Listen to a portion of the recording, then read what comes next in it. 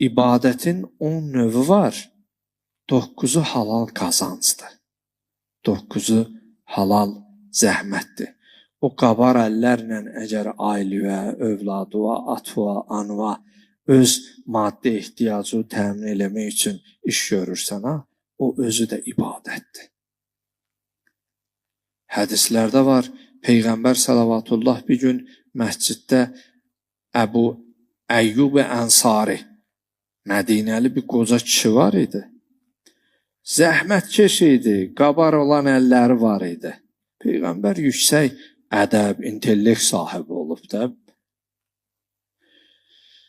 Məscid-ün Nəbidə Allah gedənlərə, dübarə getməyənlərə gedib görməyi, ziyarət etməyi nəsib eləsin. Hər kəsin, sahabələrin yanında o Əbu Əyyub Ənsarinin o qabar olan əllərini öpür, alnına, gözünə qoyur. Həzrət orada bir söz deyir. Deyir, hazihi yədun la təməssuha ənnar. Bu bir əldir ki, cəhənnəm odu görməz.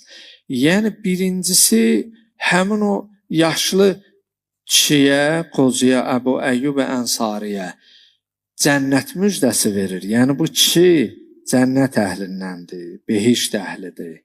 İkincisi də qabar olan ələ zəhmət.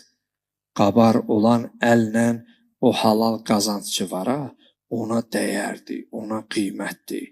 Rəhmətən lil aləmin olan Peyğəmbər o əldən öpür, onu təşviq edir. İnsanları halal qazanca, zəhmətlə əldə olunan qazanca təşviq edir.